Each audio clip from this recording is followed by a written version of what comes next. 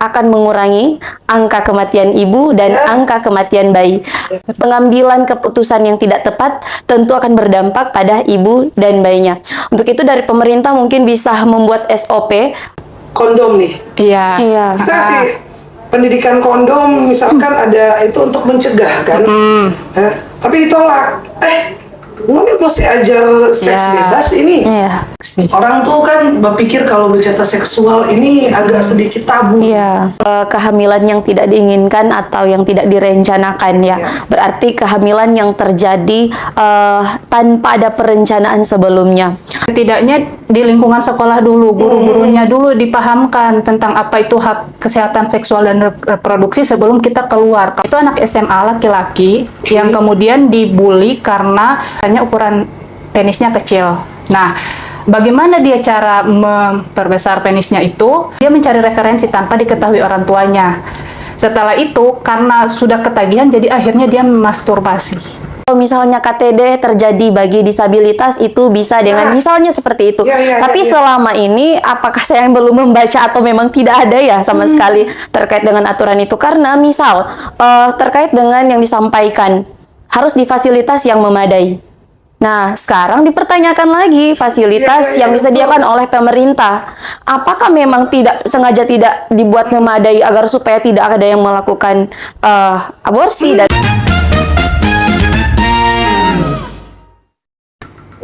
Woi, Noni saya tahu balik ulang torang sekarang di Woi Podstream.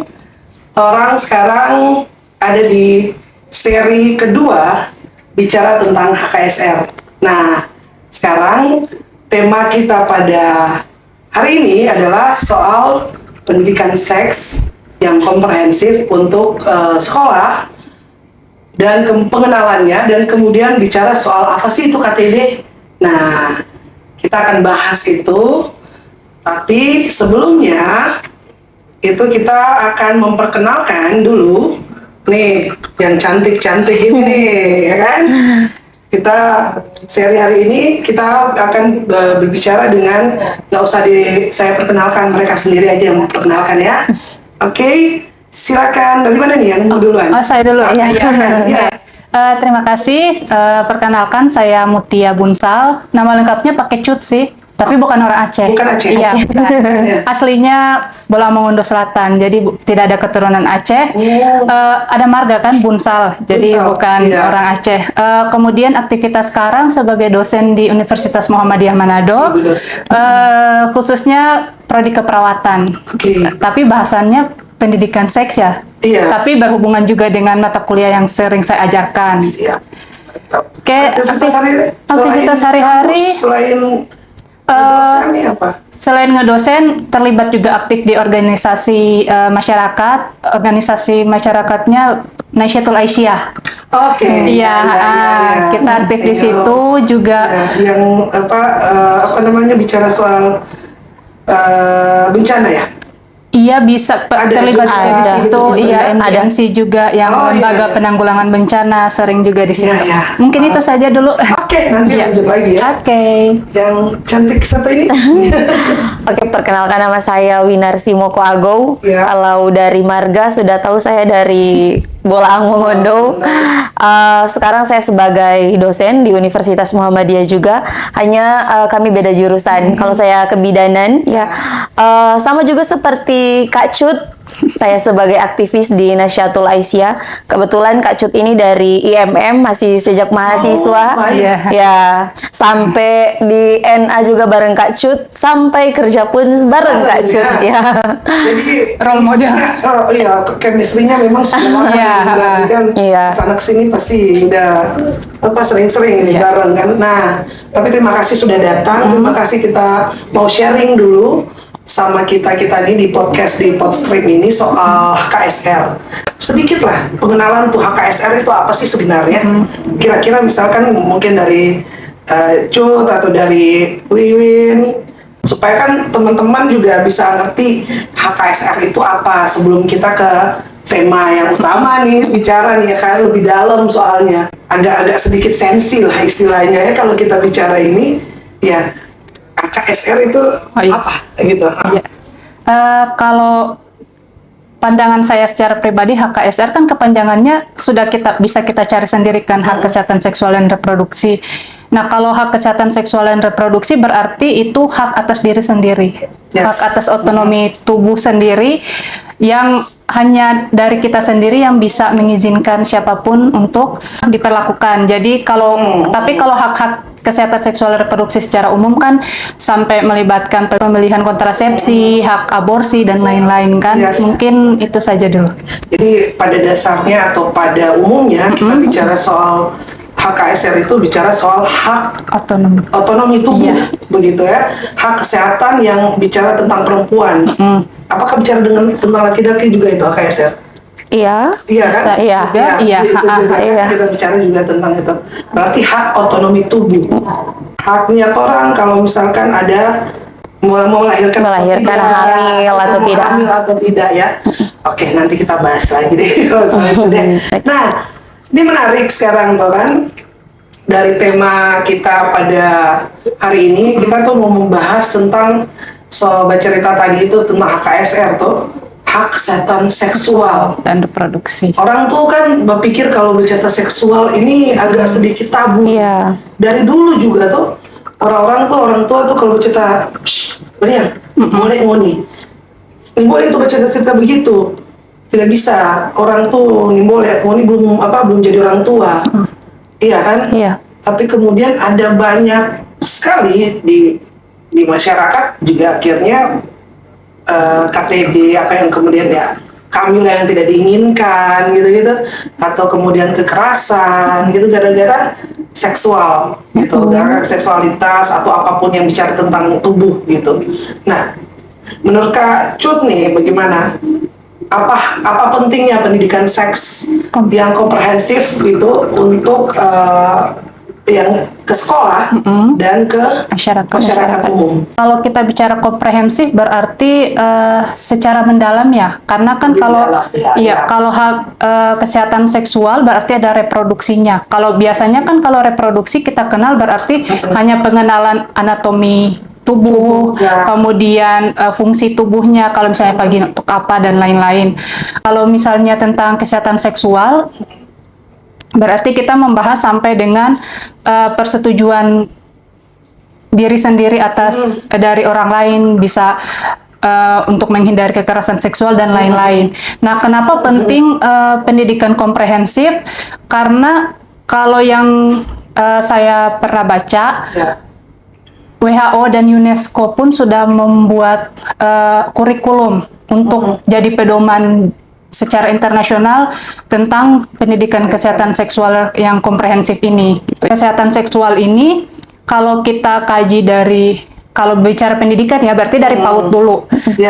Kalau dari PAUD berarti kalau mungkin sepemahaman saya yang sudah saya baca dan saya kaji, kalau dari PAUD secara tidak langsung kita bisa mengenalkan bagian tubuh. Kalau secara tahap perkembangan juga pada balita itu kita sudah bisa mengenalkan bagian tubuh. Vagina tidak disebut dengan nama buah atau nama benda, tapi langsung penis. Pengenalan itu lebih seperti alat reproduksi lebih dikenalkan dengan namanya. Sebenarnya itu tingkatan di 3-5 tahun. 3-5 tahun. Itu sudah bisa dikenalkan. Di UNESCO itu ya.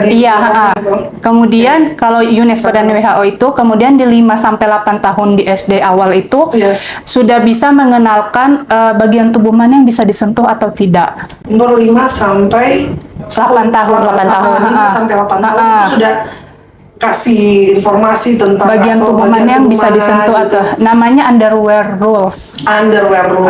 Jadi kemarin bertepatan kan kalau kita dosen ada pengabdian masyarakat. Nah, saya melakukan pengabdian masyarakat itu di SD di Tumpaan 1 Amurang. Nah, di situ ke anak-anak kelas 6 SD. Kan sebelum melakukan edukasi itu saya tanya dulu, kira-kira tahu nggak bagian tubuh mana yang bisa disentuh? Ada yang sebagian, ada yang tahu, ada yang tidak tahu. Yang boleh disentuh tangan, kaki, wajah boleh tidak? Gitu. Boleh wajah. Siapa yang bisa menyentuh wajah? Kakek boleh, nenek boleh. Kalau ada orang lain yang tiba-tiba datang sentuh wajah boleh, nggak boleh. Kenapa nggak boleh? Ya mereka tidak bisa sebut secara langsung kenapa tidak nyamannya, mungkin mereka kan belum sampai di situ mungkin, tapi secara tidak langsung mereka bisa paham bahwa bagian tubuh itu tidak bisa disentuh, kayak wajah. Kalau dada boleh, tidak boleh.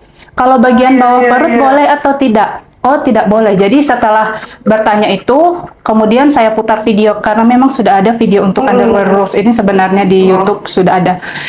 Nah, di situ kita ajarkan bagian tubuh mana. Ketika ada orang lain menyentuh, berarti kita bisa menolak dengan cara seperti apa. Nah, itu diajarkan di underwear rules. Underwear rules ya. Namanya. Itu 6 sampai 8 tahun. Iya, 5 sampai 8 tahun, 9 tahun pun boleh. Nah, sepengalamannya Cut itu berarti mereka sudah paham gitu untuk berkomunikasi. Misalkan anak-anak SD kan berarti itu SD kelas 6, 9, 10 ya itu. ya 6 kalau 5 tahun Kelas 1.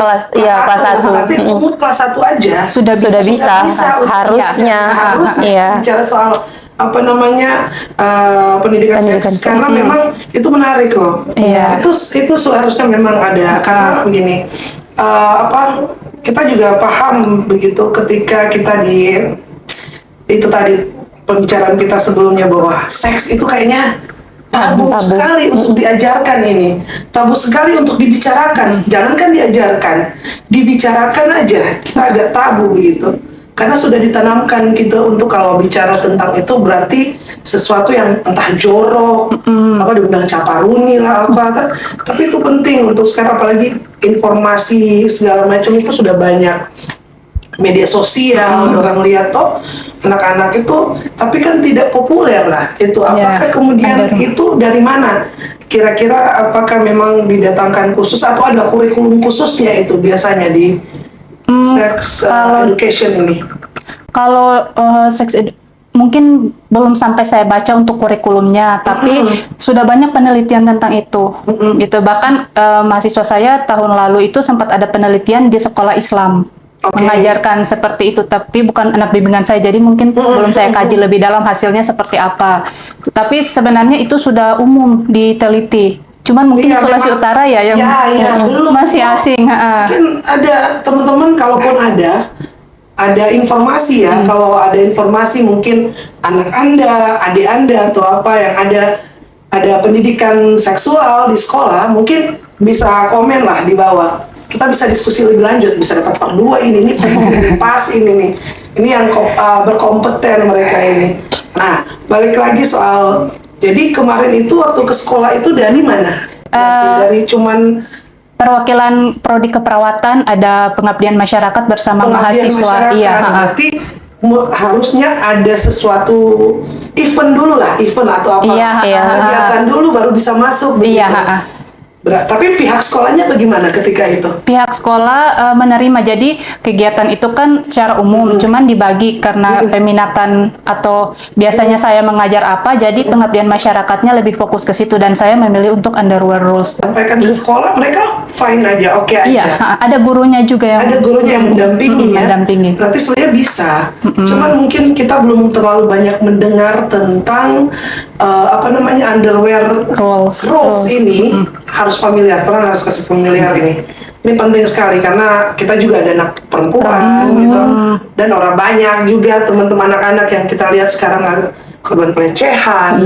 Mereka tidak tahu tuh, oh ini karena orang saudara kok ini kok om, kok ini, jadi peluk-peluk gitu-gitu kan.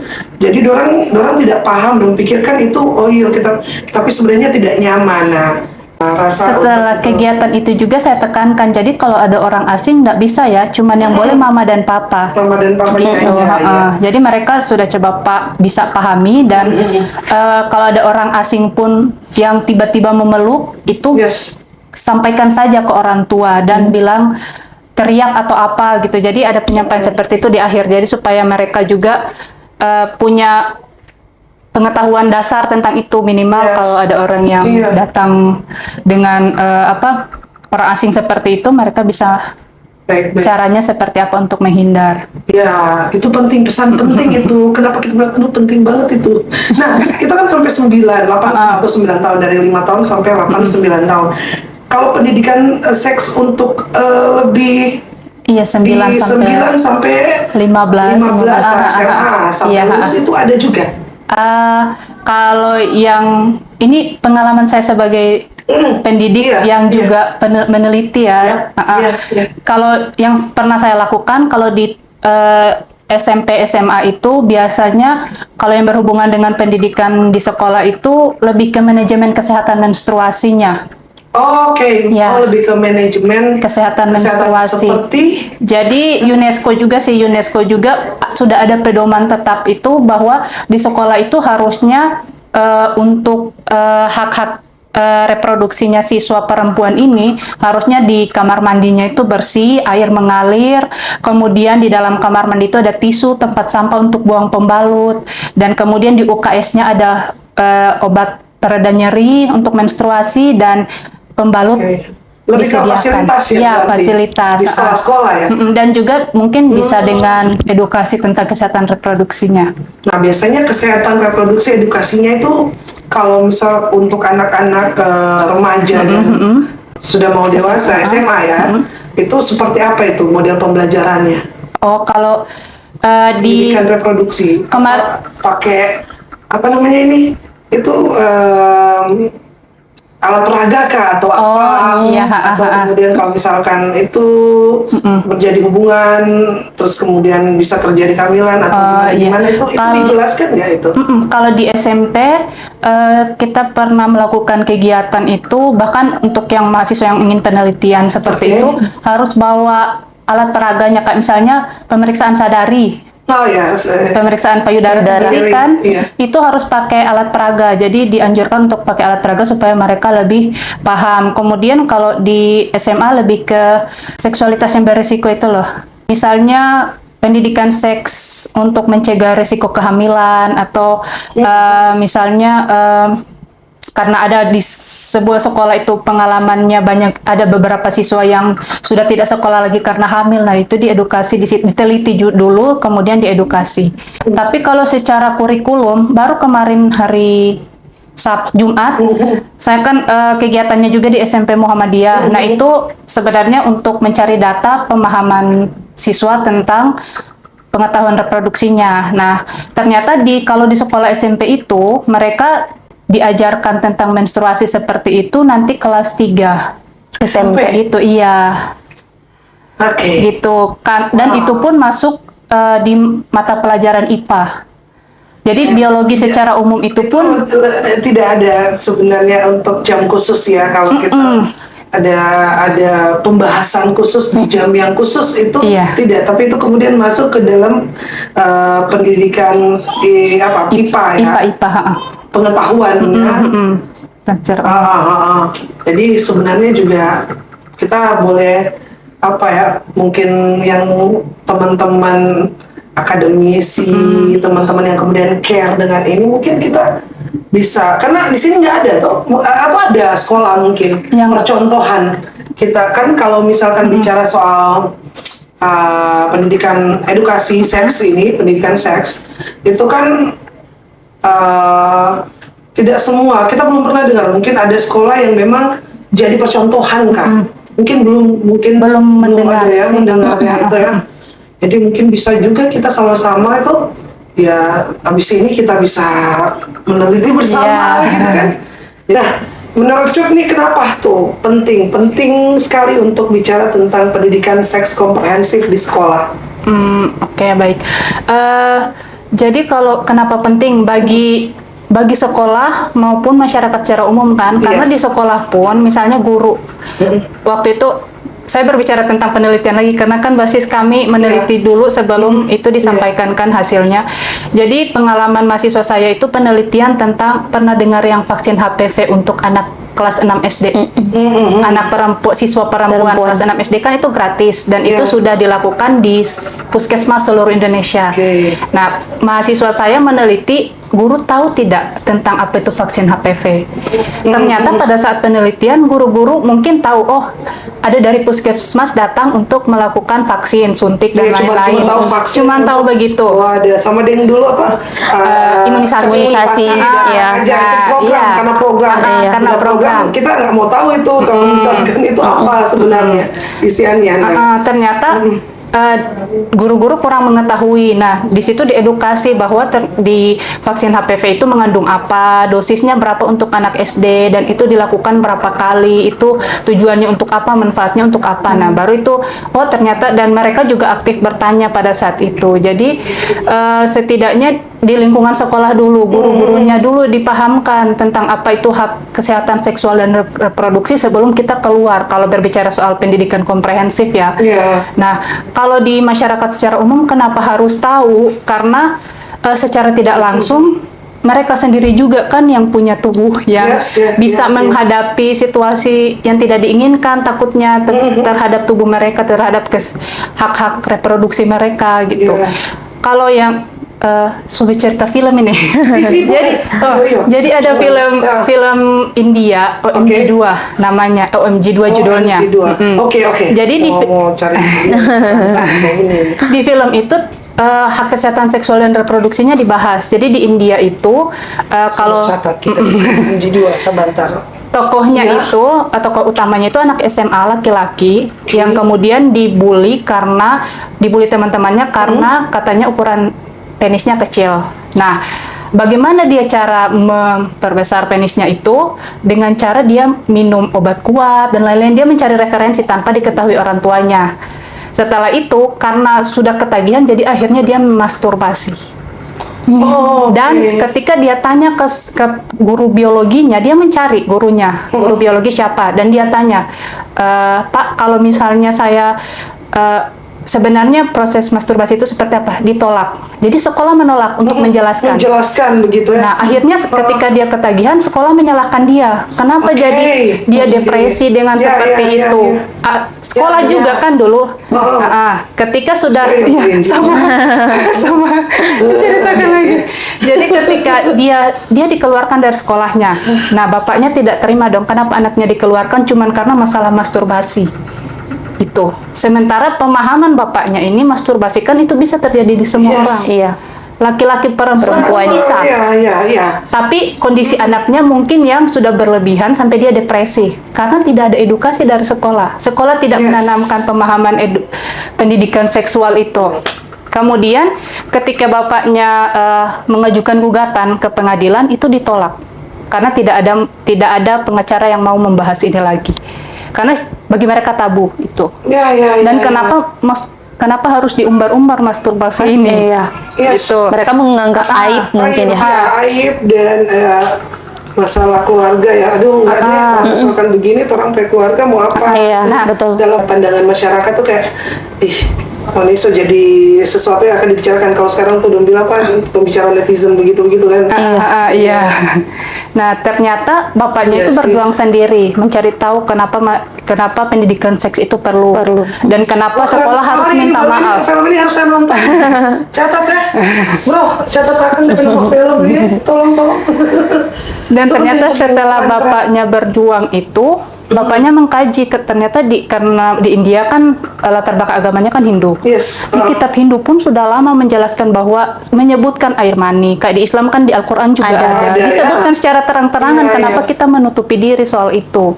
Gitu. Dan di akhir filmnya memang bapaknya yang menang karena banyak data yang sudah dia keluarkan bahwa bahkan penulis buku seksologi yang menyebutkan bahwa masturbasi itu banyak dilakukan oleh laki-laki 90% dan perempuan berapa puluh persen itu penulisnya orang dokter India. Itu yang dia paparkan. Makanya hakimnya kan tidak bisa twist ini. Iya, dan dia menjabarkan kitab-kitab Hindunya seperti itu. Makanya ketika persidangan pun tidak menerima, dia punya banyak data. Kenapa mereka menolak pendidikan seks di sekolah? Kampanye, gitu. Iya. Kan dia bisa kemudian memberikan informasi ke orang yang tidak tahu, dia merasa tabu gitu. Nah, itu yang ya udah terjawab juga dari ilustrasi. Itu keren tuh film tuh. Karena memang dengan begitu banyak tuh, tanpa, sama kayak contoh ini ya, kondom nih. Iya. Iya. Kita kasih pendidikan kondom misalkan ada itu untuk mencegah kan, tapi ditolak. Mungkin mesti ajar seks bebas ini. Itu kan bukan bicara sebenarnya soal seks bebas atau tidak. Kita bisa tahu nggak mereka melakukan apa. Ya kan, kita sudah tidak controlling kita sama anak kita, mau laki-laki atau perempuan, apakah 24 jam ya kan. Itu kemudian karena apa ya, mau bilang itu ya tabu lah, karena agama lah, apa, padahal di agama pun tadi Secara contohnya terang-terangan ada dituliskan. apakah di itu juga apa namanya di Al-Quran juga kemudian air mani kan, kalau di Al-Quran air mani. Iya. Jadi sebenarnya ada pendidikan itu sebenarnya harus, kenapa tabu gitu? Kenapa kemudian tidak bisa dibicarakan tentang seks ini? Seharusnya ketika kita bisa ini, kita bisa tahu, oh ya, kita tahu dong ini. Nah, ini semua menyambung-nyambung ini dengan ini dari tadi, bukan Bapak Dia. Ada sistemnya. Ini kakak cantik dosen 2 ini kan ada keperawatan dan juga di kebidanan. Nah, orang kan tadi sambil nanti ulang, kita kembali ulang ini. Kemana-mana Ditunggu. orang mau balik ulang. Nanti kan apa? Kan bicara soal itu. Kenapa kesehatan seksual itu penting tuh? Tadi ya kita juga akhirnya dapat pencerahan gitu. Mungkin ini yang kalau orangnya tidak ada itu, kita tidak ada tahu, kita nggak tahu tentang anatomi, kita nggak tahu tentang itu, terus terjadi kehamilan yang tidak diinginkan.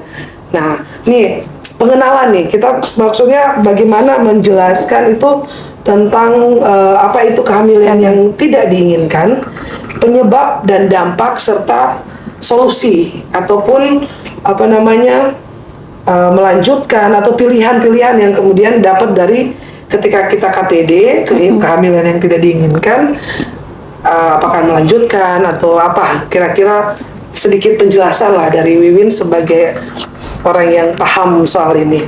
Iya, oke. Bukan paham banget ya, Kak. Iya.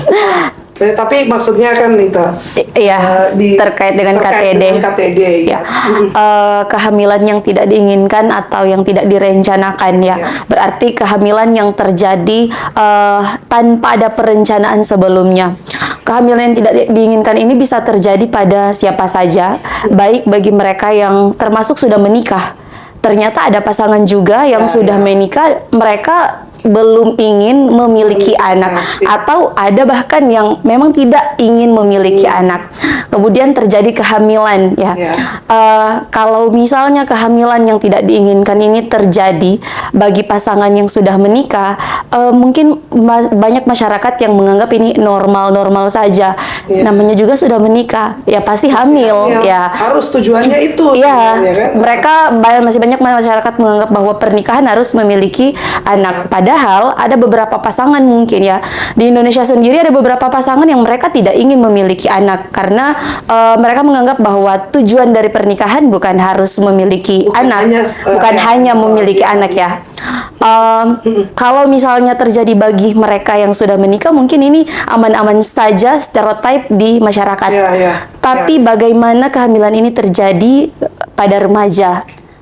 Atau pada korban pemerkosaan. Nah, stigma masyarakat ini yang sangat jahat menurut saya ya. Jahat karena bukan hanya bagi fisiknya saja, tapi sampai ke mental, psikologinya dihajar habis-habisan oleh masyarakat hanya karena kehamilan ini.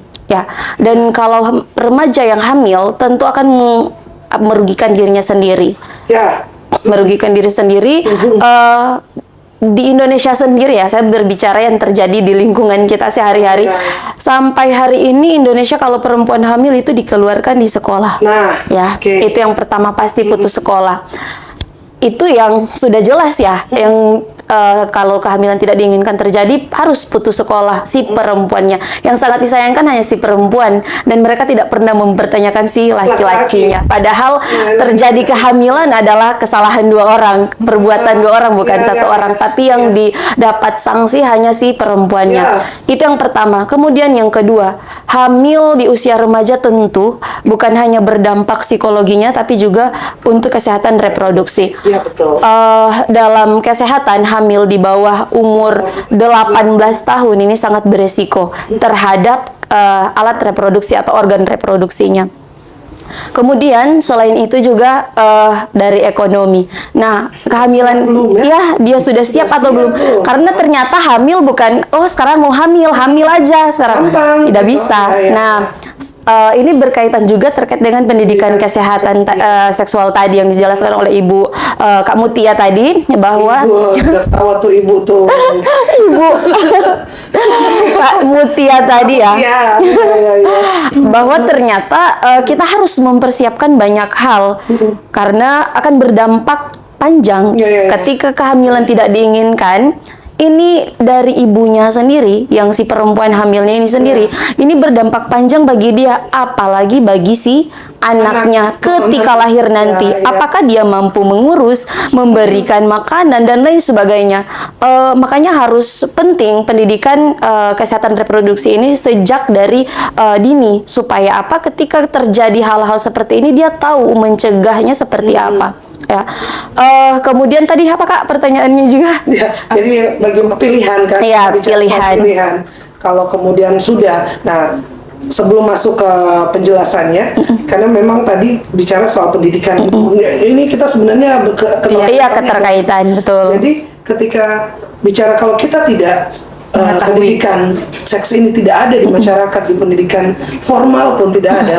Nah, informasi-informasi seperti yang kemudian terjadi kehamilan tidak direncanakan, kehamilan yang tidak diinginkan, itu jadinya orang pada apa ini, orang pada entah udah pasrah tidak tahu, terus kemudian hal-hal yang mengancam nyawa misalkan kan, baru baik kita mau kemana, kita mau ngapain, kita betul. mau bikin apa, aduh malu, aib, pasti. Kita sama kayak tadi yang sekolah tadi, pasti di dunia pendidikan juga, ketika anak sekolah dia udah hamil, apakah kemudian dia akan diberikan waktu juga untuk tetap ujian? Ada kasus kan itu, ya sudah hamil terus kemudian dia tetap mau ikut ujian. Kalau terjadi di kelas 3 Kak. Iya, kalau tapi kalau terjadi di kelas 1, iya betul. Nah, apakah pasti dikawinkan? Iya, dikawinkan pasti putus sekolah. Kantainya panjang ya kita bicara tentang ini ya. Nah, itu pentingnya pendidikan seksual yang menyeluruh, yang lebih dalam lagi kan, karena akan tidak terjadi hal-hal yang tidak diinginkan gitu. Nah, pertanyaan selanjutnya, kalaupun misalkan sudah terjadi ya, karena ketidaktahuan ini banyak faktanya, kita banyak gitu. Ketidaktahuan ini kira-kira apa yang kemudian bisa dilakukan gitu? Adakah pilihan-pilihannya atau kemudian seperti apa gitu?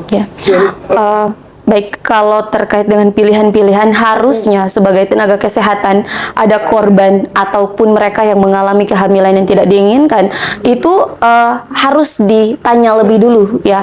Ini kan biasa kalau mereka datang langsung ke intinya, saya mau datang ingin aborsi dan lain sebagainya. Atau kemudian mau periksa, biasanya kalau mereka yang sudah jadi korban kehamilan yang tidak diinginkan ini, mereka langsung to the point, langsung mengatakan bahwa ini akan digugurkan, akan seperti itu. Mereka langsung mengatakan to the point apa yang mereka rasakan tanpa ada pemeriksaan terlebih dahulu dan lain sebagainya. Nah, seharusnya ada pilihan-pilihan yang harus ditawarkan oleh tenaga kesehatan. Apakah ini akan dilanjutkan ataukah akan diakhiri?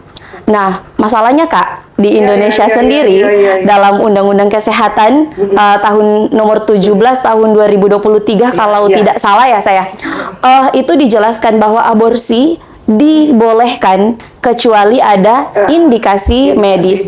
Tapi kalau ataupun korban pemerkosaan. Tetapi kalau datang hanya karena ingin saja, saya mau ingin saja aborsi tanpa ada indikasi medis, itu tidak bisa. Tidak bisa. Tidak bisa. Iya. Dan satu juga Kak yang menjadi PR bagi kita bahwa tenaga kesehatan di Indonesia masih menganggap bahwa aborsi harus dilaksanakan atau dilakukan di tempat fasilitas kesehatan yang memadai fasilitasnya. Bagaimana dengan puskesmas yang fasilitasnya terbatas? Iya. Tentu tidak bisa kalau kita melihat dari undang-undang tersebut, karena fasilitas kesehatan yang memadai hari ini hanya ada di rumah sakit. Iya. Nah, ini yang menjadi bimbang pada mereka yang KTD. juga, iya. Ya, karena kalau sudah berbicara rumah sakit, ongkosnya tidak main-main. Iya. Padahal ada pilihan-pilihan yang misalnya memberikan obat yang misalnya Iya. memberikan obat. Kalau menurut WHO pemberian itu menurut WHO aman.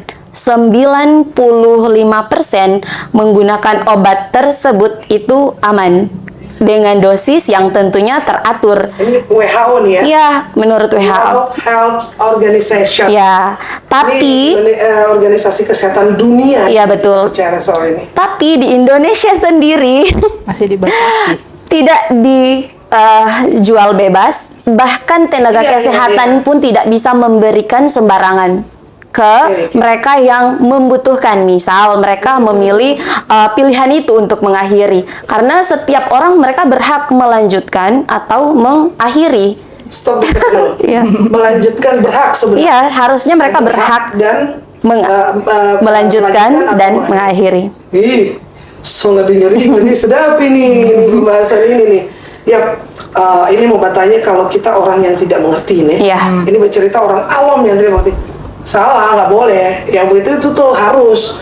Yang namanya ngasuh hamil tetap harus terus. Iya, Dilanjutkan. betul, harus Anak dilanjutkan. anak itu masih di bawah umur kayak tetap kan harus mesti melahirkan, tetap kan mesti saya terus. Atau nggak peduli karena ini sementara belum cukup kan anak ini ya, atau bagaimana anak reproduksi belum matang kah atau apa, tetap karena itu malu kalau misalkan begitu. Iya, karena itu dianggap aib kan. Aib, orang aduh kasihan kamu nih keluarga ini, terus mau bilang apa ke orang kawin, cepat kawin, ya kan? Pasti. Biasa begitu. Atau kalaupun misalkan orang yang soal itu saya, you have money, you have duit bisa gampang gitu, easy.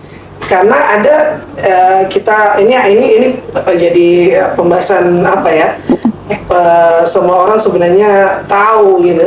Kalau perempuan atau teman-teman di sini itu banyak juga yang ketika kau punya, sebenarnya tidak tabu-tabu amat untuk perempuan modern kalau kita sih menurut kita.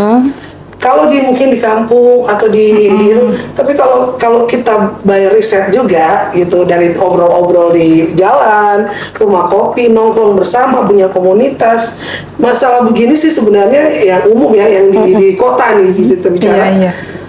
Itu sebenarnya kalaupun ada duit langsung bisa ke tempat yang ramai, Iya. gitu, gampang aja, nggak tabu-tabu amat sebenarnya untuk itu. Kalau selesai abis itu sudah, karena sudah dapat tahu pak, nggak ada pembukti gitu kan. Karena pun kalau kita itu bebas-bebas aja sih kita. Nah, yang tidak punya akses misalkan, yang tidak punya akses. Nah, pertanyaannya tadi kita semua panjang sekali nih yang tadi ketika menurut Wiwin tuh gimana?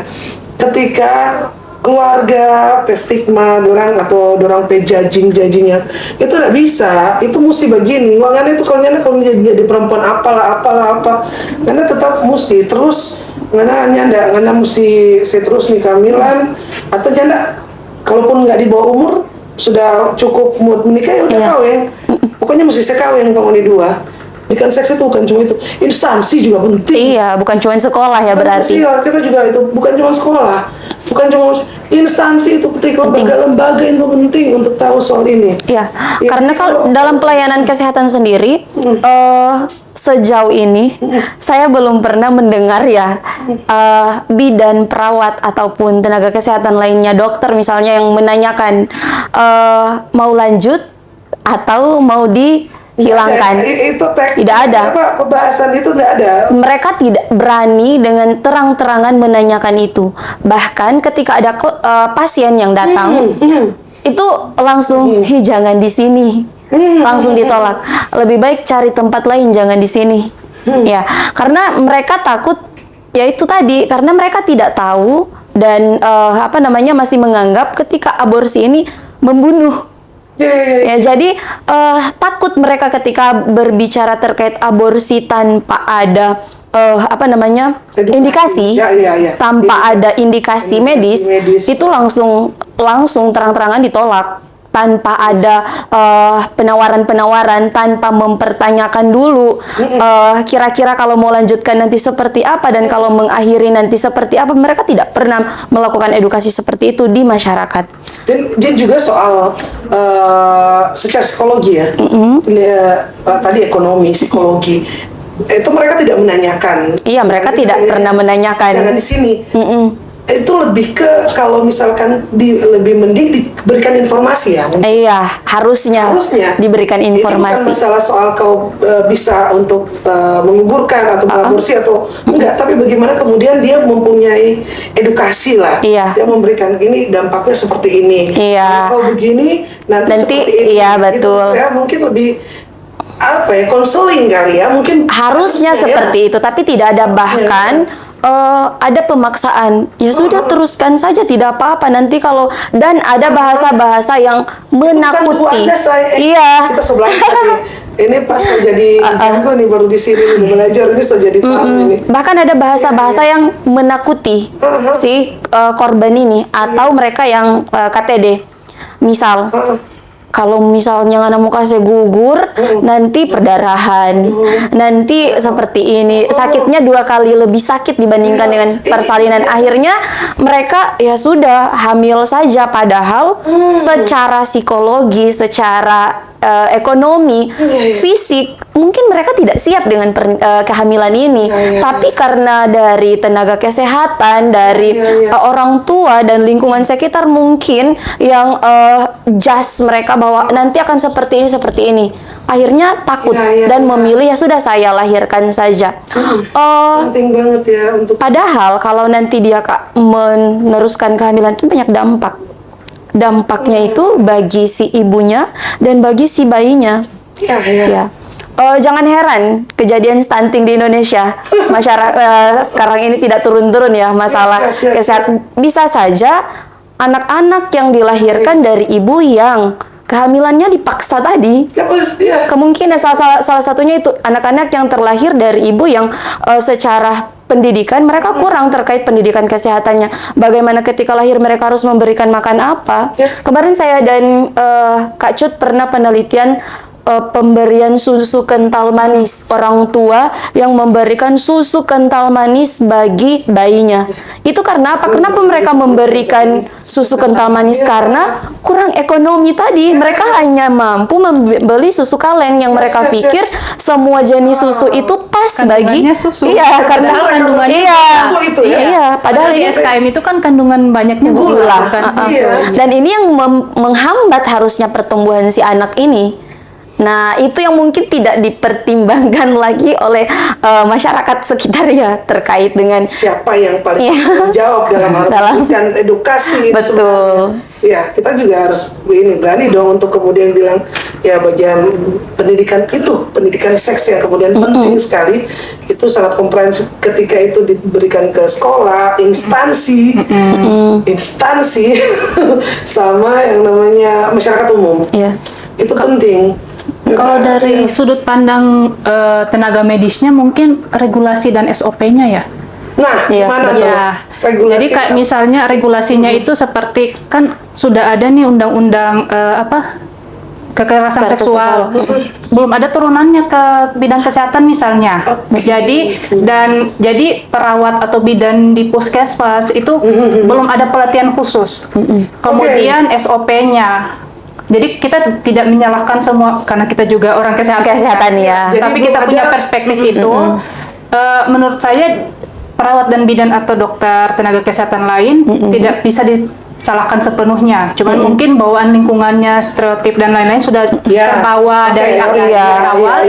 Pada saat saat mereka bekerja, regulasinya juga seperti itu, tidak ada pelatihan khusus untuk itu. Kemudian SOP-nya misalnya kalau Wiwin bilang tadi, pada saat pasien datang langsung Tidak ada penolakan. iya. Ada tidak SOP-nya tentang itu? Mereka harus bertanya itu dulu. Nah, itu kan harus dilihat lagi, dikaji lagi apakah kalau memang sudah ada dan tidak diterapkan, nah itu yang disalahkan. Tapi Iya. kita bisa kaji di situ manajemen Yes. manajemen atau sistem regulasi Regulasinya kesehatannya seperti seperti apa gitu. Pertanyaannya adalah siapa yang kemudian melakukan itu, memberikan regulasi? Jadi, kenapa kemudian pendidikan alternatif kita pikir penting juga. Kita kalau mau berpikir untuk minta tolong atau dia sama kalau demikian tuh yang kincing, kalau istilahnya seideal itu ya, secara pemikiran orang mau mengharapkan mereka lagi untuk mereka. Jadi kita mengharapkan gimana kemudian kita sudah paham, misalnya kita sudah teredukasi, kita sudah punya perspektif. Mungkin kita bisa ada kolaborasi begitu-begitu, karena kasihan itu stunting. Kalian kemudian kemarin itu bicara penelitian. Kalian lihat bagaimana, astaga, susu itu yang orang pikir ya udah yang penting susu. Iya. Ya, Yang penting ini anak menurut mereka ada bergizi. Orang kasih itu sesuai. Orang bukan apa ya, itu kan masalah ekonomi, karena pendidikan juga mereka nggak tahu itu. Nah, kita kan bisa juga memberikan sekolah alternatif gitu-gitu kan. Kita bisa kemudian bikin kelas-kelas untuk kasih apa namanya pelatihan-pelatihan atau workshop lah ya. Iya. Bisa berkolaborasi lah mungkin seperti itu. Gitu. Iya. Jadi ini keren kalian berdua nih. Jadi, tapi ada nggak contoh kasus gitu? Tapi pernah nggak sih, entah di lingkungan mana atau pernah ada yang kenal, belum ada KTD? Pernah. Nah. Salah satu tempat saya, dia datang langsung dan menyatakan bahwa saya ingin mengakhiri kehamilan ini karena malu dan takut sama orang tuanya diancam. Pada saat itu dia pergi ke dukun. Nah, akhirnya jadi salah kan? Di dukun tidak ada fasilitas yang memadai ya. Hanya menggunakan insting saja ya kalau ke dukun ini. Dukunnya di atau di kota atau di kota Manado. Di kota Manado, Itu dukun. Dukun. Bahasanya ya. Wow. Biang namanya, biang kampung. Biang kampung. Iya, kemudian yang melakukan. minum ini, itu. Iya, mereka kan hanya pakai apa namanya, pengobatan tradisional. Ya, pengobatan tradisional yang kalau cuman minum saja ramuan-ramuan, it's okay. Tapi bagaimana kalau misalnya mereka memasukkan segala sesuatu Ya. ke dalam Iya. organ reproduksi lewat vagina ini? Nah, ini kan mengancam nyawa Ya. dari si anak ini. Nah, kemarin ketika saya tahu dia sudah pergi dan sudah ada beberapa ramuan yang dikasih, obat-obatan juga, sampai minum-minuman yang disarankan oleh si biang itu, saya telepon. Saya ajak. Nah, di saat itu saya belum dapat nih, karena belum dapat terkait pendidikan, apa namanya, memilih. Ya, soal option itu ya. Soal Iya. dua pilihan ini saya belum mengerti juga saat itu. Jadi saya panggil dan saya bilang, daripada pergi ke biang, lebih baik kamu teruskan. Oke. Ya, kamu teruskan. Padahal salah sih, karena saya memaksakan tanpa mempertimbangkan si dianya. Hanya kenapa saya kasih pilihan seperti itu, menurut saya ini lebih aman dibandingkan dia ke biang ini diberikan apa namanya, obat-obatan ini, karena iya tidak jelas, karena lebih berbahaya ke organ reproduksinya si perempuan ini. Ya, betul. Ya. Sudah saya kan tidak lihat langsung praktik seperti apa yang dilakukan si biang ini. Jadi saya ajak, ayo nanti saya temani ke orang tuamu. Waktu itu saya pikir ini pilihan yang paling tepat. Tapi syukurnya si orang tuanya ini mau menerima dan melanjutkan sampai membiayai si anak ini. Jadi tidak ada lagi apa namanya, biasanya Kak, itu orang tua kan menyalahkan si anak, mengata-ngatai dengan kata-kata yang kotor. Kamu itu seperti ini, seperti pokoknya macam-macam lah. Dan ini kan mengakibatkan mentalnya terganggu. Posisi sedang hamil, kemudian orang tua juga menekan dan lain sebagainya. Ini terganggu juga kan. Nah, di saat itu saya mendampingi dia, kemudian menjelaskan dengan pelan ke orang tuanya dan diterima oleh orang tuanya. Melahirkan, dan sekarang anaknya alhamdulillah sehat dan dia sudah menikah. Baiknya di kampus kami adalah kami tidak pernah menyalahkan atau ada aturan terkait dengan pemberhentian bagi mereka yang hamil. ya. Di kampus kami tidak ada aturan yang baku bahwa perempuan yang hamil harus berhenti atau cuti. Jadi kami lagi-lagi mengembalikan ke mahasiswanya. Ketika dia sanggup dan mampu duduk di bangku kuliah, belajar sambil dalam keadaan hamil, silahkan. Nggak ada stigma, nggak ada. Itu di baik dosen atau mahasiswa gitu. Tidak ada di kampus kami, tidak ada aturan yang baku terkait pemberhentian itu. Jadi dia tetap melanjutkan kuliahnya dan juga melahirkan anaknya. Hanya saja ya memang dari lingkungan sekitar teman-temannya itu tidak mendapatkan perlakuan yang yang sama karena pastilah Kak ada stigma-stigma. Beberapa orang yang sudah menghilangkan, tapi tetap beberapa orang ada yang masih ada stigma. Kamu hamil di luar nikah dan lain sebagainya, dikasih kuliah tapi malahan seperti ini, itu pasti ada. Hanya saja kami melakukan pendekatan ke mahasiswa itu. Jadi dia bisa menyelesaikan kuliahnya dengan baik, tepat waktu. Kemudian anaknya sekarang alhamdulillah sehat. Alhamdulillah, hanya itu tadi dipaksakan menikah lagi sama orang tua.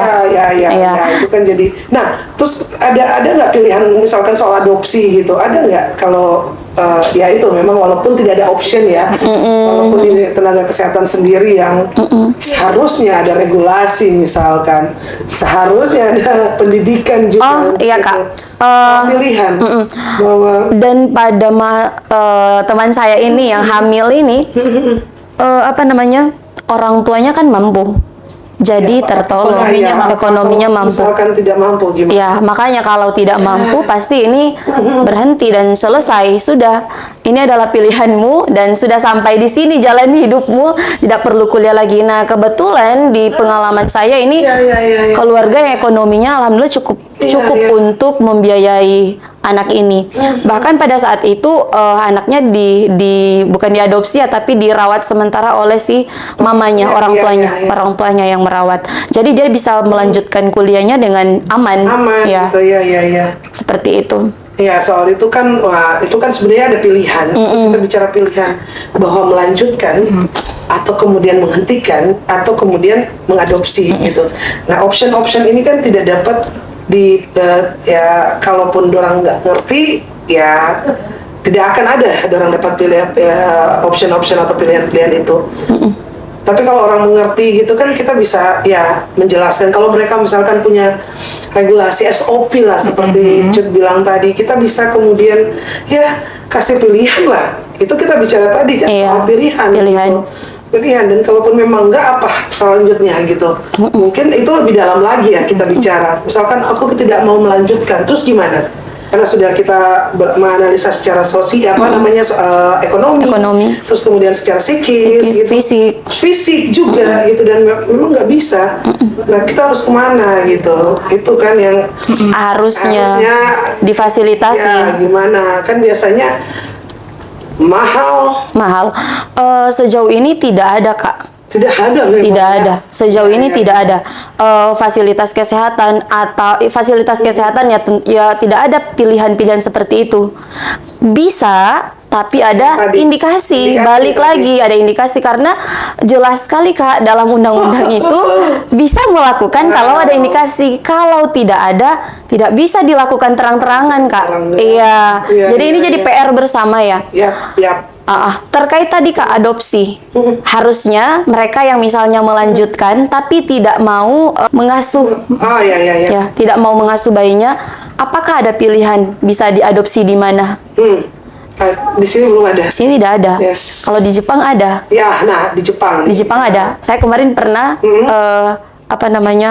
International Project di sana di Jepang itu mereka menyediakan. Jadi model regulasinya seperti apa? Jadi di sana sudah jelas SOP-nya.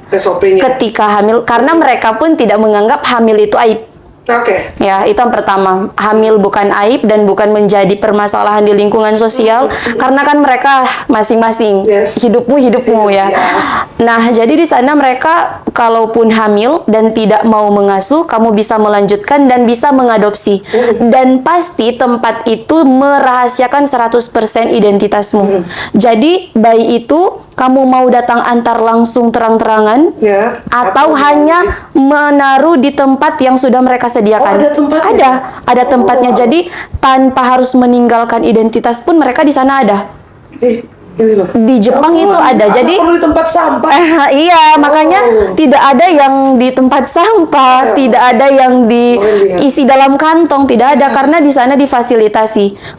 Dan itu penting di sana itu mereka tidak ada yang stigma-stigma negatif, sehingga ketika hamil aman-aman saja, tidak memikirkan lingkungan, tidak memikirkan lingkungan sekitar yang ada pelabelan dan lain sebagainya. Stigma diskriminasi. Iya. Jadi di sana ketika hamil, kamu mau melanjutkan, difasilitasi sama mereka, dan kalaupun tidak mau, ada tempat-tempat yang mereka sediakan untuk adopsi. Jadi diantar di sana. Kalau di sini misalnya antar di panti asuhan, tapi di sini kan panti asuhan tidak bisa yang cuma datang antar tanpa ada perjanjian dan lain sebagainya. Mungkin bisa, tapi namanya ilegal ya, Kak. Atau cuma taruh begitu kan lebih. Iya. Gitu. Tapi di sana setelah itu gimana? Kalau setelah itu nanti pemerintah yang ngurus kah, atau kemudian ada lembaga khusus? Iya, ada lembaga khusus, Kak. Jadi tempat itu memang diperkhususkan bagi orang-orang yang ingin menitipkan anaknya di situ. Nah, yang ingin identitasnya diketahui supaya anak ini besar, misalnya mereka atau ya sudah, saya hanya antarkan tanpa memberi identitas saya. Misalnya seperti itu. Ya, jadi kalau KTD di sana sudah jelas ya, seperti Kak Muti bilang tadi, ada SOP, tenaga kesehatan bisa memberikan penawaran, kamu mau melanjutkan atau menghentikan. Dan kemudian ada lembaga yang memfasilitasi. Iya, dan fasilitas kesehatan di sana kan tidak diskriminasi. Tidak diskriminasi. Iya. Nah, yang menarik di sana juga, tanpa menanyakan identitas dari si suami. Ya. Kamu datang melahirkan tidak perlu menyebutkan identitas suami dan lain sebagainya. Tapi di sana bapak-bapak terlibat dalam pengasuhan anak. Jadi kalau datang datang posyandu tidak hanya ibu, tapi kalau ibu bekerja, bapaknya yang datang bawa anaknya. Di sana seperti itu. Di Jepang, bukan di Indonesia. Di mana? Saya di mana ya? Kan? Oke, ini menarik sekali nih. Aduh, kira-kira itu kita sebenarnya tadi sudah ada informasi soal tenaga kesehatan, soal SOP tadi, soal akses. Akses ini kira-kira belum ya. Kita tidak tahu ya di sini. Yang kemudian sudah ada perspektif, kemudian ada SOP, itu dia kan belum ada ya tempat. Kira-kira teman-teman belum ada. Kalau yang kayak tadi yang mereka sudah tahu tentang kesehatan seksual reproduksi ini, mereka sudah tahu dan mereka bisa mengakses, kan ada akses layanan seperti PKBI itu kan punya akses layanan konsultasi dan pelayanan soal KTD ini mungkin ada gitu. Kemudian ada kayak Samsara. Ya, itu kan bisa hotline ya. Nah, tapi untuk di fasilitas kesehatannya mungkin belum ada fasilitas kesehatan dari negara ya. Dari pemerintah belum ada. Lebih ke lembaga-lembaga khusus. Tapi di sini sebenarnya ada ya lembaganya ya. PKBI itu kan? PKBI ya.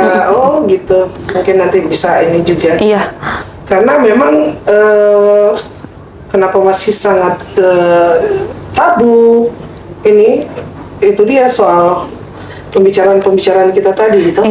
Ada banyak hal, entah secara dari atas ke bawah, belum juga bicara soal ekonomi, bicara soal psikologi, bicara soal siap tidak siap, pengetahuan, bicara soal siap tidak siapnya, dan artian juga soal ini ya. Kak, jangankan di instansi pemerintah ya, di kampus saja, saya kan kebidanan, kami tidak ada pembelajaran atau menyinggung pun terkait dengan aborsi ini secara terang-terangan. Kurikulumnya belum ada, tidak ada. Makanya berbicara kurikulum tadi sampai di SMA ya. Belum lanjut sebenarnya. Perguruan tinggi di perguruan tinggi. Perguruan tinggi saja tidak ada kurikulum terkait. Jangankan menyediakan layanan untuk mereka saja, di tempat pendidikan itu kami tidak ada kurikulum bagaimana aborsi. Tidak ada pembelajaran khusus. Ada bidan loh, ini bercerita di dunia kesehatan gitu. Kita akan adalah seperti mungkin itu ya. Iya, kebetulan saya dari 3 kampus, alumni dari 3 kampus. Dari ketiga kampus ini tidak ada yang sama sekali mengajarkan atau sengaja nih memperkenalkan bahwa memang dikenalkan ada macam-macamnya. Tapi itu yang secara natural. Ya. Jadi aborsi kan ada yang secara langsung terjadi, ada penyebabnya, ada yang dibuat. Jadi artinya aborsi yang dilakukan oleh tenaga kesehatan misalnya. Itu tidak disinggung. Iya, tindakan itu tidak ada kecuali yang secara langsung terjadi. Iya. Iya, kalau keguguran secara langsung yang disebabkan mungkin dari keadaan rahimnya dan lain sebagainya. Tapi kalau misalnya bagaimana cara aborsi sesuai dengan SOP-nya, tidak ada. Saya alumni 3 kampus, ketiga-tiga tidak pernah saya temui bagaimana cara yang aman seperti itu. Dalam pemberian obat pun itu tidak ada disinggung sama sekali pembelajarannya seperti apa. Padahal kalau dari WHO sendiri sudah ada pemberian obat dengan dosisnya itu pasti aman. Caranya seperti apa itu aman harusnya. Tapi di tempat pendidikan khusus kesehatan sendiri dalam hal ini bidan itu tidak ada pembelajaran terkait itu. Amazed ya. Saya di mana? Saya siapa jadinya? Nah, kita bisa melihat kalau yang tadi penelitian tentang stunting, kemudian perilaku masyarakat, ada banyak hal yang ini berkaitan. Kita selalu bicara soal pendidikan, kembali lagi soal pendidikan begitu ya. Apalagi kita perempuan, orang itu punya alat reproduksi, orang punya melahirkan dan ataupun tidak. Maksudnya dalam hal ini orang itu secara tubuh, anatomi tubuh itu ya spesial sih. Jadi maksudnya bukan menghitungin laki-laki juga enggak, tapi ada banyak hal yang seharusnya diperhatikan secara khusus begitu. Dan ya bicara soal psikologi juga penting gitu, bicara atau pendekatan, apalagi kalau misalkan trauma, kekerasan seksual. Apa sih kalau di kampus namanya? Ada tuh Satgas PPKS. Kalau kita ada satgas nggak sih? Ada. Tapi bicara soal aborsi nggak? Enggak ada. Regulasi untuk Satgas PPKS-nya pun tidak sampai di situ. SOP-nya belum sampai situ. Bertepatan saya ketua Satgasnya juga. Dan dia lebih ke ini sih peraturan untuk sanksi dan pendampingan ke korbannya daripada belum sampai ke tahap untuk aborsi tadi, tahap-tahap SOP dan lain-lain. Padahal penting ya Kak, bagaimana kalau mahasiswa ada yang sampai hamil, sedangkan itunya nggak ada kurikulumnya. Dan sebenarnya perspektif antar dosen kesehatan pun berbeda soal kesehatan seksual dan reproduksi, karena kami dan dengan teman-teman lain juga kan, misalnya di keperawatan sendiri yang kita dari awal dari S1 pun diajarkan tentang anatomi tubuh, mereka bisa misoginis, bisa bercanda yang seksi, itu ada di hadapan kami, dan kami kan yang mengetahui pandangannya kan biarin aja, mereka nggak tahu, dan untuk menjelaskan pun mereka menganggap itu bercandaan juga. Iya, betul. Dan bahkan ada pilihan-pilihan seperti pernyataan sinis, hamil. Dia hamil, dan itu pembicaraan internal dosen kesehatan gitu. Jadi orang dengan basic kesehatan pun masih menganggap itu tabu. Padahal kita diajarkan soal itu internal pendidikan. Itu di kurikulum walaupun kesehatan. Di kesehatan juga sebenarnya diajarkan. Ada kurikulumnya kan, bertepatan kalau keperawatan itu kan ada bidang ilmunya keperawatan maternitas. Nah, pembahasannya juga kesehatan reproduksi perempuan. Nah, saya mengajar itu. Nah, ketika saya ajarkan juga, ternyata teman-teman sesama tenaga pendidikan pun itu perspektifnya berbeda dengan saya. Harus dikampanyekan itu. Kan maksudnya kau ngajarin tentang kesehatan, kau menstigma dan mendiskriminasi. Dan itu kan kita mengajarkan ke mahasiswa yang akan berhadapan langsung dengan masyarakat. Nah, di masyarakat mereka akan seperti apa gitu. Apa istilahnya, guru Guru, kencing, iya kan? iya. Jadi kalau kita di situ Betul. lihat guru atau ya dosen ngajar itu, ya kita ke masyarakat gimana? Kita akan melakukan hal yang sama. Jadi bully, diskriminasi. itu akan kemudian jadi efek domino dong. Iya. Jadi Iya. Lingkaran kebawa setan. lingkaran setan ya kan. Oke, untuk menutup ini mungkin ada rekomendasi atau apalah RTL, rencana tindak lanjut teman-teman yang bisa kolaborasi atau seperti apa, mungkin ada dari teman-teman, apalagi khususnya kalian kan dosen, terus kemudian bidan dan perawat, kira-kira seperti apa? Kalau dari yang tema yang saya bawakan tadi yang tentang pendidikan komprehensif, kalau rekomendasinya mungkin kita tetap mengkajinya berbasis data. Kaji berbasis Iya, data. jadi tetap harus ada penelitian dulu. Ketika kita merumuskan sebuah masalah tanpa latar belakang masalahnya banyaknya seperti apa, latar belakangnya seperti apa, itu akan susah kita untuk menentukan tujuannya, kita ke depan akan melakukan apa nih, gitu. Jadi tetap harus berbasis data. Kalaupun kita tidak bisa melakukannya sendiri, kita bisa mengkaji data-data yang sudah ada sebelumnya. Riset ya. Riset yang sudah ada sebelumnya. Kemudian pengembangan kurikulum. Jadi kayak kita kan sebenarnya sudah ada kurikulum nih. Kalau di kampus berdasarkan dari AIPNI, AIPIN dan lain-lain.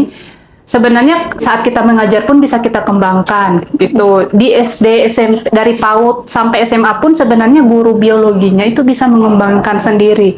Misalnya berbicara soal biologi anatomi tubuh manusia. Nah, itu kan sebenarnya bisa dikembangkan sendiri. Kemudian kita juga bisa mengadvokasi misalnya soal fasilitas prasarana tadi untuk mendukung kesehatan seksual dan reproduksi di sekolah-sekolah. Nah, itu bisa jadi salah satu bentuk RTL nanti. Jadi misalnya sudah kita dapati di sekolah tersebut fasilitas untuk kesehatan menstruasinya kurang. Nah, kita bisa pendekatan di sekolah itu gitu, mengkajinya dan lain-lain. Itu sih pengalaman ya, karena sudah ada pengalaman penelitian sebelumnya. Bahkan di Bolamongdo Selatan 2 tahun lalu itu kan mahasiswa KKN di beberapa sekolah sebolsel 4-5. Itu saya sebarkan kuesioner di situ. 4 sekolah SMA itu sebolsel, fasilitas kesehatan di toiletnya itu tidak mendukung untuk siswa yang ada siswa perempuan untuk akses kesehatan menstruasinya tidak ada gitu. Apa namanya tadi, sorry dipotong, soal jadi yang menulis rekomendasi atau penelitian itu kan kita kasih kuesioner. Di dalam situ kemudian kalau teman-teman itu memberikan juga pertanyaan tentang psikologi misalnya, apakah ada juga seperti itu? Ada, tergantung kita bahas masalahnya apa. Jadi misalnya kalau kesehatan tentang menstruasi ya sudah isi pertanyaannya, pernyataannya tentang menstruasi. Kemudian dianalisiskan berapa banyak siswa atau sekolah yang tidak memenuhi persyaratan itu atau pengetahuannya seperti apa. Kemudian dari pengetahuan misalnya masih kurang, tindakan apa nih selanjutnya? Oh, berarti edukasi. Masalah pengetahuan menstruasinya misalnya tidak tahu cara untuk mengurangi nyeri menstruasi. Nah, tindakan selanjutnya apa? Oh, berarti tindakan untuk mengurangi nyeri menstruasi seperti itu gitu. Mungkin rekomendasinya seperti itu ke pendidikan komprehensifnya. Pengembangan kurikulum oleh gurunya juga. Jadi gurunya harus perspektif gender dan keadilan gender dan memiliki pengetahuan tentang kesehatan seksual dan reproduksi itu. Oh, dalam dan panjang. Soalnya kalau belum bicara tentang gender dan keadilan gender, wow, itu juga sesi sendiri itu.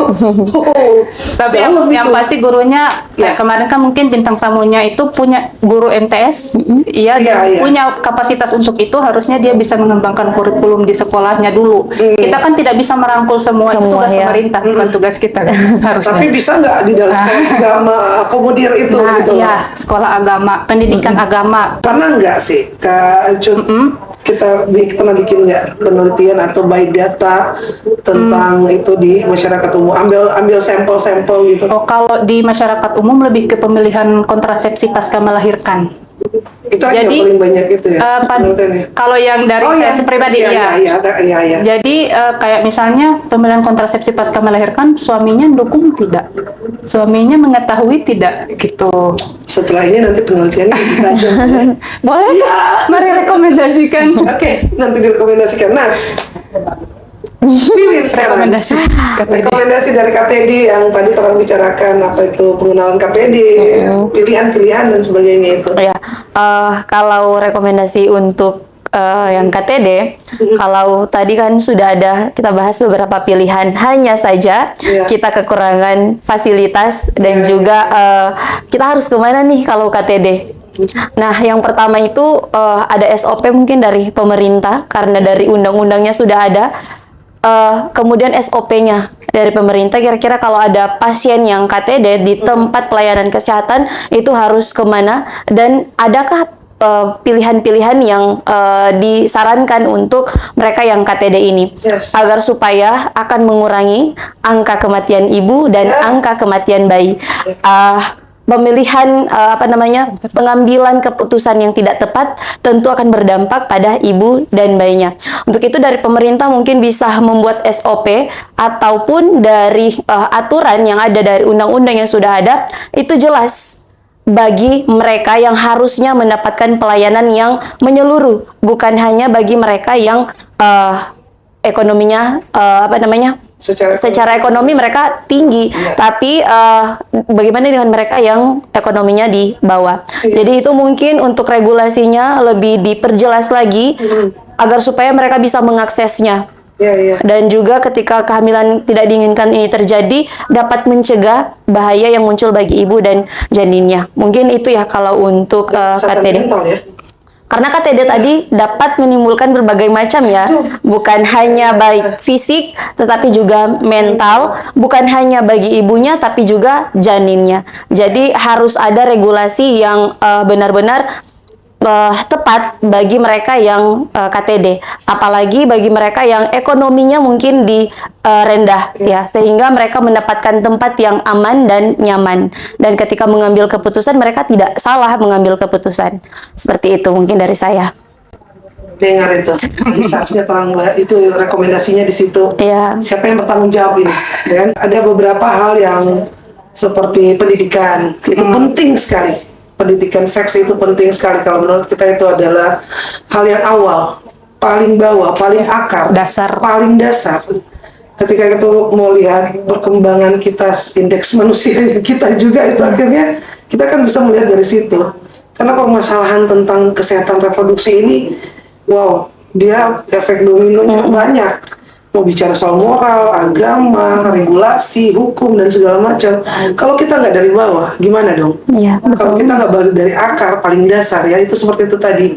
SD, PAUD aja sudah. SD, SMP, SMA, kuliah, belum tahu ya kalau ada, tapi at least mereka sudah dapat pendidikan itu, bahwa seks itu bukan melulu bicara soal, di kamar dan kemudian bicara soal itu harus kemudian dirubah mungkin cara, nggak tahu penyebutannya, atau mereka bilang bahwa itu adalah tabu. Kita bicara seksual itu kita bicara bukan cuma bicara tentang di dalam kamar, atau bicara tentang pasangan, atau di atas ranjang, tapi seksual itu bicara tentang tubuh kita. Kita berpegangan tangan sebenarnya seksual itu ya. Kalau itu nanti kalau terang bahas nanti di sesi 2 atau kalau menarik ini sesi 2. Tapi kemudian pendidikan yang sangat menurut kita itu sangat penting sekali dari awal itu. Kita akan menjadi rekomendasi juga. Kedua itu soal SOP, regulasi. Itu penting sekali. Kalau tidak ada itu, bagaimana caranya orang atau kita sebagai tenaga kesehatan misalkan, kalau ada regulasinya, kita mau di praktek kayak mau di mana, kayak di rumah, kayak mau praktek dokter, kayak kita kemudian ada secara itu kan menunjukkan kita tidak stigma juga ketika kita punya regulasi. Yang penting kan kita bisa dari situ, kita sudah dari aturan ini, bahwa aturan ini yang lebih ramah, lebih melihat manusia, perempuan itu sebagai manusia juga, bahwa nanti kalau begini, kalau terjadi seperti ini ada pilihannya. Lebih tidak yang kemudian enggak, terang ya terima Pak Uni. itu berdampak kepada korban, ya kan, secara psikologi apalagi. Belum juga kepada lingkungan gitu ya. Mungkin seperti itu ya. Iya. Oke, ada yang terakhir ini yang disampaikan apakah? Mungkin tambahan sedikit Iya, ya. iya. Kalau di keperawatan maternitas itu kan kalau kita ke pasien tadi ada pengkajian dulu ya. Nah, dalam kasus-kasus pada pasien disabilitas sebenarnya itu ada tahapan pengkajiannya. Jadi kalau misalnya di keperawatan maternitas untuk mengkaji area reproduksi itu diajarkan untuk menyebut nama status pasien, ibu. Misalnya Iya. pasiennya ibu hamil, berarti dia dipanggil ibu.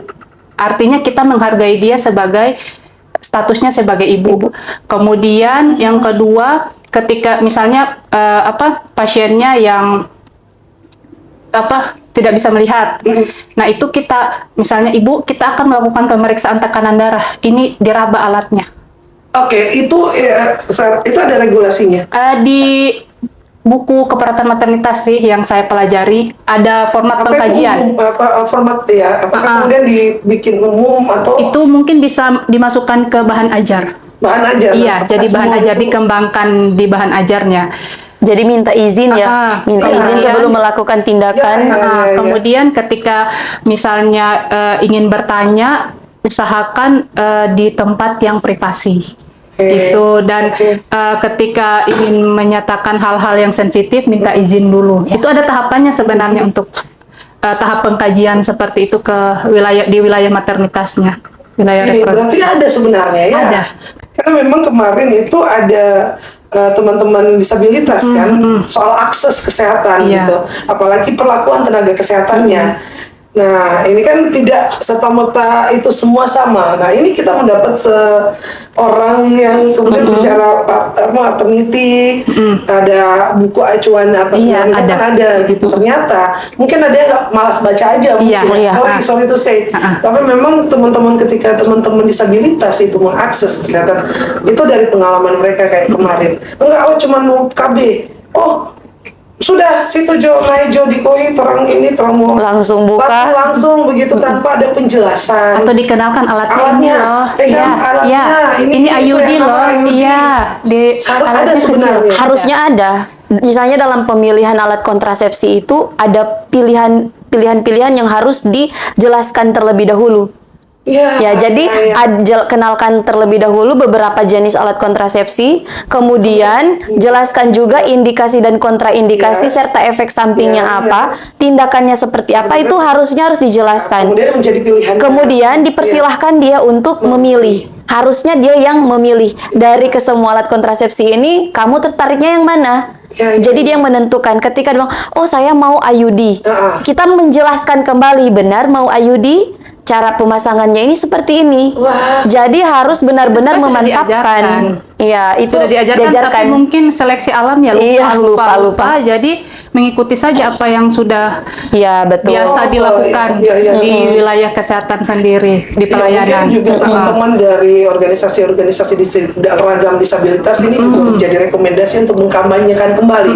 Kan berarti sebenarnya ada. Ada.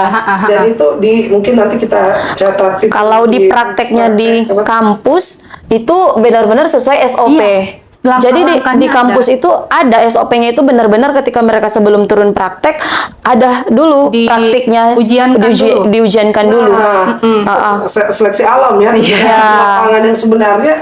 Nah, karena kalau dari mahasiswa saya tanyakan langsung, Ibu, ini orang hafal semua, sedangkan pas di lahan orang nggak seperti ini, Bu. Mereka menghadapi tenaga kesehatan senior, iya. tidak menerapkan itu.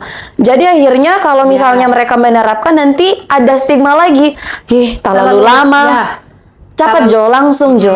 Nah, padahal itu harus. Jadi dari mahasiswa sendiri yang mau menerapkan, tapi dari senior-senior mungkin yang nggak usah bikin begitu, langsung saja. Sudah melalui seleksi alam tadi. Iya, betul. Itu menarik. Jadi tadi soal disabilitas, tadi mungkin kita juga bisa memberikan informasi gitu bahwa kayak Boy juga kan kita ada podcast dengan mereka, kita bicara tentang teman-teman disabilitas, kita bisa bahwa ini ada loh, kita bisa memberitahukan mereka, miskomunikasi aja atau memang mereka bisa nuntut, bisa kemudian memberikan kampanye bahwa orang tahu kalau ngoni di dalam ngoni pendidikan ngoni juga harus lihat orang yang disabilitas, bahwa ngoni ada regulasinya, ada tata caranya, ada cara untuk kemudian memperlakukan kami begitu. Kasih tahu, apalagi bicara soal kesehatan reproduksi ya pada perempuan disabilitas itu ada. Tapi kita tinggal kemudian ya match ke teman-teman, kita juga mungkin bisa nantinya bisa ada duduk bersama atau kita bisa membicarakan ini atau kita bisa podcast lagi setelah ini. Menambahkan Kak, karena tadi sempat singgung terkait dengan disabilitas, terkait dengan regulasi undang-undang tadi terkait dengan kesehatan itu tentang KTD, harusnya mereka bukan hanya mencantumkan atau membahas terkait dengan apa saja yang dibolehkan dan di mana saja untuk melakukan, tapi harusnya lebih spesifik. Ya, kalau misalnya KTD terjadi bagi disabilitas itu bisa dengan misalnya seperti itu. Tapi selama ini apakah saya yang belum membaca atau memang tidak ada ya sama sekali terkait dengan aturan itu? Karena misal terkait dengan yang disampaikan harus di fasilitas yang memadai. Nah, sekarang dipertanyakan lagi fasilitas yang disediakan oleh pemerintah. Apakah memang sengaja tidak dibuat memadai agar supaya tidak ada yang melakukan aborsi dan lain sebagainya? Ataukah memang seperti apa dari pemerintah sendiri hanya khusus rumah sakit yang dilakukan, yang ada fasilitas memadainya, sedangkan di tempat yang bisa masyarakat akses dalam hal ini puskesmas yang paling terdekat. Apakah ini memang sengaja disetting untuk tidak memadai? Ya, karena banyak, mungkin kalau di Kota Manado sendiri sudah banyak puskesmas yang lantainya keramik.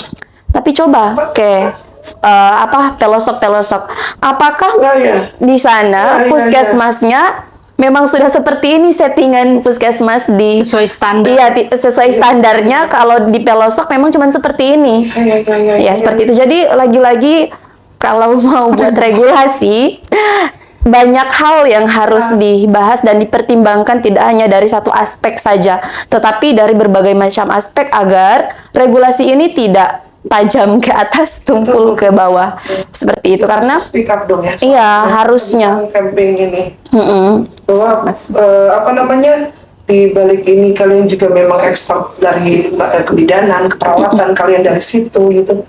Tinggal kita bagaimana cara menyuarakan, mengkampanyekan soal ini. Karena dari teman-teman bidan yang mereka di pelosok, itu mereka sampaikan langsung, kalian enak kerjanya seperti ini. Kalau di tempat saya, puskesmas saya itu kurang ini, kurang itu, dan lain sebagainya. Nah, jadi kasihan juga mereka yang ingin meningkatkan derajat kesehatan di pelosok, tapi dari fasilitas saja kurang. Seperti itu. Betul sekali. Ya, jadi kalau berbicara regulasi tidak hanya ya seperti ini, tapi padahal tidak difasilitasi. Orang aja. Wah, itu penting orang tidak ulang. Terima kasih, nanti ini terima kasih. Ya, sama-sama. Terima kasih juga. Terima kasih. Terima kasih banget. Terima kasih, informasinya luar biasa. Terima kasih kalian luar biasa, informasi ini penting sekali juga. Kenapa kita harus pakai ini? Supaya banyak yang tahu, banyak yang mengerti. Kalaupun ada yang mau ditanyakan, langsung saja tulis atau komen aja. Nanti kita kemudian akan coba untuk membahas, dan kita tetap ada kontak-kontak juga untuk kalau ada yang ini ingin membahas tentang ini, dan kita bisa sama-sama ya. Terima kasih sekali lagi, Cuk. Terima kasih. Terima kasih. Semesta memberkati. Oke. Thank you so much, dan nanti Bapak udah ulang di Podstream deng DPT nanti ada seri 3. Bye.